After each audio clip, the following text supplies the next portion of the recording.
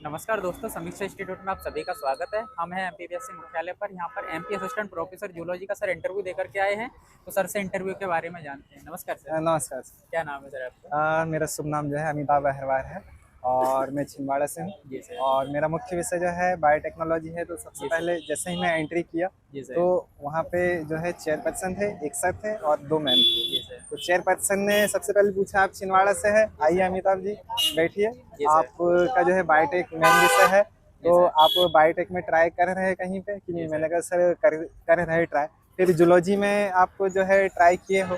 जी तो सर। मैंने कहा सर अब जो है मैं जूलॉजी पढ़ाता हूँ गेस्ट फैकल्टी में, इसलिए जी मैं सर। जूलॉजी में ट्राई किया।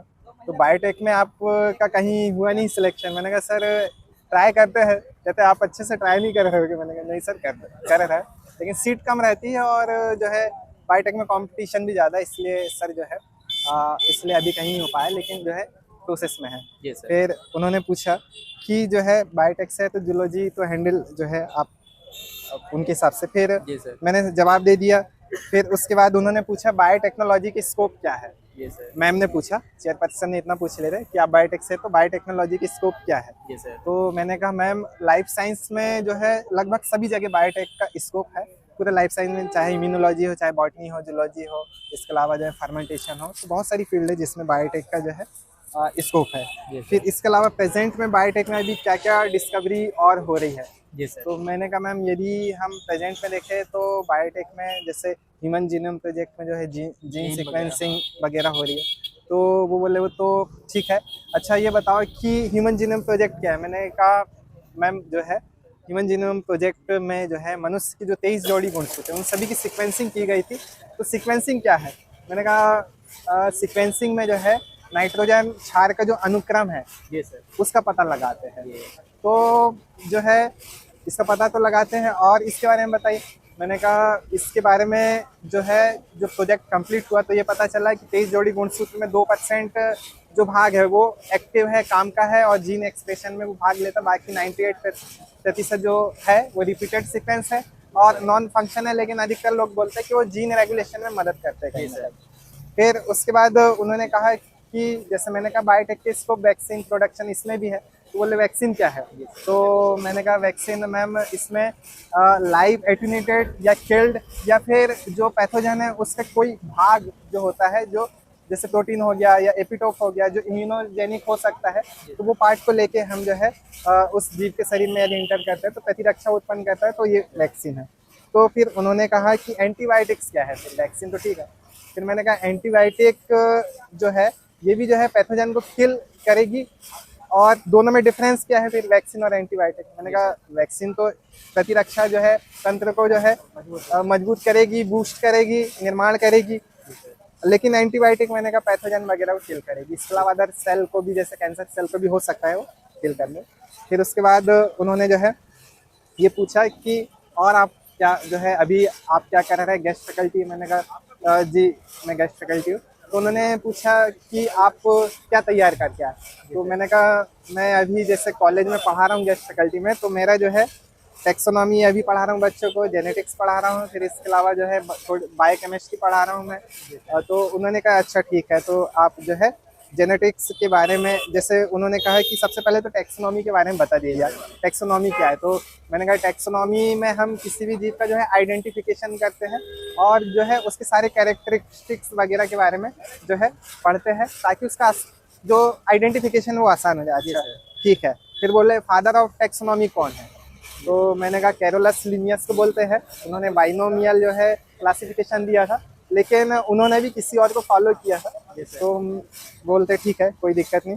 फिर उसके बाद जेनेटिक्स से अगले मैम ने पूछी कि गुणसूत्र संबंधी एब्रिविएशन जो होते हैं, जैसे डाउन सिंड्रोम है तो उसमें क्या होता है? मैंने कहा मैम उसमें 21 ट्राइसोमी होता है, 21 जोड़ी जो गुणसूत्र है उसमें एक एक्स्ट्रा जो है गुणसूत्र।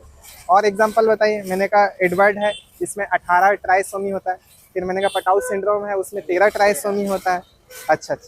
अच्छा आप जंतु व्यवहारिकी के बारे में कुछ पढ़ा रहे हैं बच्चों को? मैंने कहा मैम अभी तो यानी मैं नहीं बता पाऊंगा। तो बोलते चलो कोई बात नहीं जो है। फिर बोले बायोस्टेटिक्स क्या है? तो मैंने कहा मैम बायोलॉजी और स्टेटिक्स के मिलने से जो है अपन बायोलॉजिकल जो इन्फॉर्मेशन उसकी स्टडी इसमें करेंगे। और स्टैटिक्स में ये होता है कि हम कोई भी रॉ डाटा या बड़ा डाटा है उसको अच्छे से प्रेजेंट कर पाते हैं, आसान तरीके से जो है उसका प्रेजेंटेशन हो पाता है। तो ये बताइए, बोलते बायोस्टैटिक्स बायोइन्फॉर्मेटिक्स से रिलेटेड है कि नहीं है। पहले तो बोले कि बायोइन्फॉर्मेटिक्स क्या है, तो मैंने बताया कि बायोलॉजी प्लस इन्फॉर्मेटिक्स को यदि हम मिला दे तो बायोइन्फॉर्मेटिक्स बन जाता है। और ह्यूमन जीनोम प्रोजेक्ट जब चल रहा था तब उस समय बहुत सारा डाटा हो गया था, तो एक नई फील्ड जो है उस डाटा को अरेंज करने के लिए बायोइन्फॉर्मेटिक्स जो है लाइट में आई। तो बोले दोनों में कनेक्शन है, बायोस्टैटिक्स और बायोइन्फॉर्मेटिक्स में।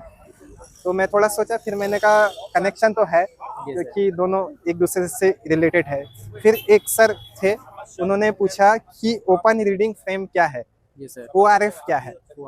तो मैंने कहा sir ORF open reading frame ये जीन एक्सप्रेशन से संबंधित है, इसमें जीन का एक्सप्रेशन होता है। तो स्टार्टिंग कोडोन और स्टॉप कोडोन के बारे में बताइए।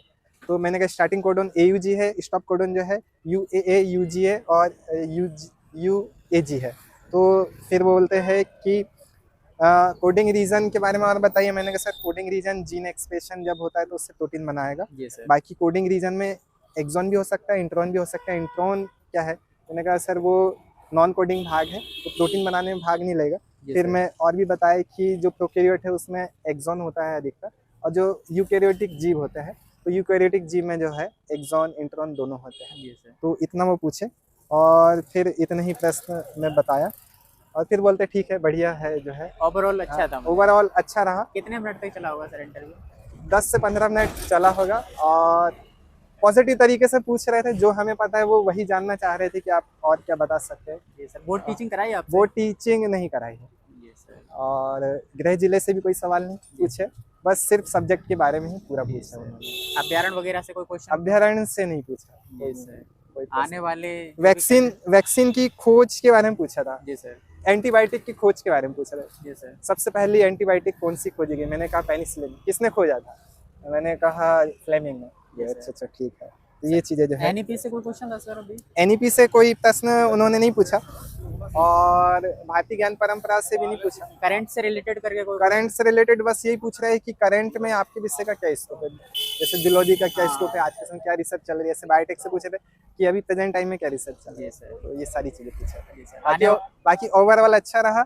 बोर्ड मेहरा सर का था, तो सभी सकारात्मक तरीके से पूछ रहे। जो नहीं पता था तो वो बोल रहे थे चलो कोई बात नहीं। आने वाले जो भी कैंडिडेट है उनके लिए आपकी तरफ से कुछ सुझाव? आने वाले कैंडिडेट के लिए सुझाव, आपका जो एरिया है, जैसे कोई बायोटेक वाला होगा, कोई जूलॉजी वाला होगा, किसी का स्पेशलाइजेशन जिस फील्ड में है तो उससे अधिकतर प्रश्न वो पूछेंगे। आपका स्पेशलाइजेशन जिसमें, जैसे मैं बायोटेक वाला, बायोटेक से अधिकतर प्रश्न, और मैं जो पढ़ा रहा हूँ, जो मैं जानता हूँ, तो उससे संबंधित जो प्रश्न वो पूछते हैं। तो आप जो जानते हैं जिसके बारे में, वो और उससे अच्छे प्रश्न पूछते हैं। और जैसे हम बताते हैं तो वो और भी अच्छे से पूछते हैं, यानी उनको भी इंटरेस्ट आता है। तो हम चाहते हैं कि जो है आप अच्छे से पढ़ के जाए, अच्छे से बताए, वो भी खुश रहे। तो अच्छा, यानी सकारात्मक जो है एक माहौल बना रहता है, तो अच्छे अंक आते हैं। Thank you so much.